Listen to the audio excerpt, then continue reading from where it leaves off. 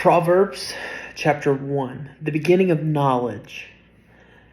The Proverbs of Solomon, son of David, king of Israel. To know wisdom and instruction, to understand words of insight, to receive instruction in wise dealing, in righteousness, justice, and equity, to give prudence to the simple, knowledge and discretion to the youth. Let the wise hear and increase in learning. The one who understands obtain guidance. To understand a proverb and a saying. The words of the wise and their riddles. The fear of the Lord is the beginning of knowledge. Fools despise wisdom and instruction. Hear, my son, your father's instruction, and forsake not your mother's teaching. For they are graceful garland for your head, and pendants for your neck. My son, if sinners entice you, do not consent. If they say, come with us, let us lie in wait for blood. Let us ambush the innocent without reason. Like Sheol, let us swallow them alive, and whole, like those who go down to the pit. We shall find all precious goods. We shall fill our houses with plunder, those in your lot among us.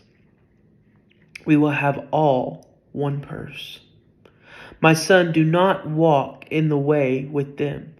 Hold back your foot from their paths, for their feet run to evil, and they make haste to shed blood. For in vain is not a spread in the sight of any bird, but these men lie in wait for their own blood. They set an ambush for their own lives. Such are the ways of everyone who is greedy for unjust gain. It takes away the life of its possessors. Wisdom cries aloud in the street. In the markets she raises her voice. At the head of the noisy streets she cries out. At the entrance of the city gates she speaks. How long, O simple ones, will you love being simple? How long will scoffers delight in their scoffing and fools hate knowledge? If you turn at my reproof, behold, I will pour out my spirit to you. I will make my words known to you. Because I have called you and you refuse to listen, have stretched out my hand and no one has heeded. Because you have ignored all my counsel and would have none of my reproof, I also will laugh at your calamity. I will mock when terror strikes you like a storm, and your calamity comes like a whirlwind. When distress and anguish come upon you, then they will call upon me, but I will not answer.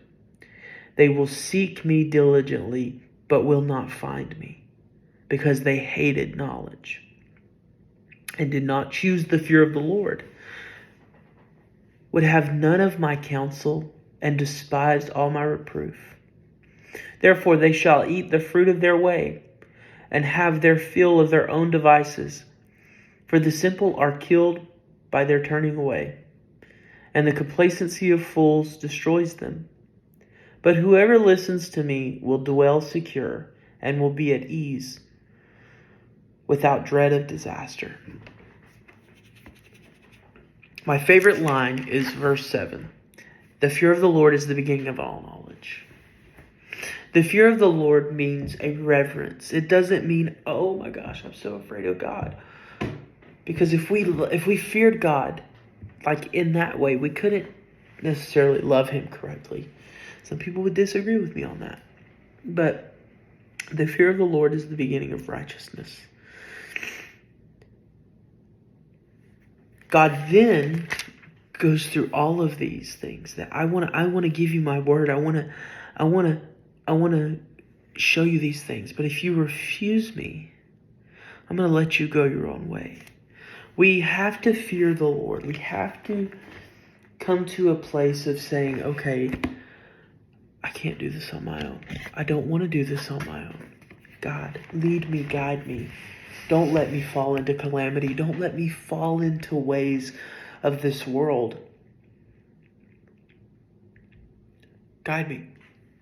This is my interpretation of Proverbs 1. Go read it for yourself. Listen to it for yourself. Hear what God is speaking to you. Ask God to illuminate His word to you. Thank you.